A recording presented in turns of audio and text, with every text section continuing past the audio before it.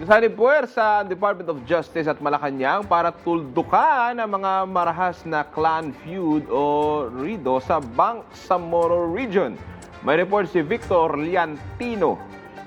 Formal nang nilagdaan ng Department of Justice at Office of the Presidential Advisor on Peace, Reconciliation and Unity ang isang Memorandum of Agreement para bumuo ng isang technical working group. Tututukan ng TWG ang pagbalangkas ng mga pulisiya para sa mga kasong kriminal na may kinalaman sa RIDO o clan feuds sa Bangsamoro Region at mga karatig na lugar. Direktiba ito ni Pangulong Ferdinand Marcos Jr. na layuning magkasundo ang mga komunidad.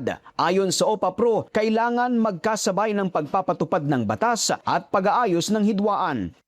As emphasized by President Ferdinand Romualdez Marcos Jr., lasting peace is achieved not only by resolving conflicts, but by restoring communities, restoring trust, and strengthening the bonds that unite our people.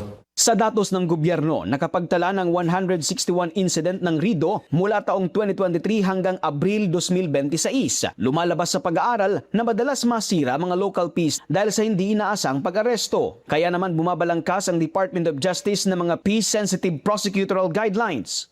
To be clear, this effort does not diminish the state's duty to prosecute. Worse, evidence establishes liability, accountability must follow. Peace initiatives cannot replace criminal responsibility. Hinihikayat ng DOJ ang publiko na bantayan ang proseso ng binubuong Technical Working Group. Target ng TWG na makabuo ng workable draft sa Setyembre 30. Victor Liantino, IBC News.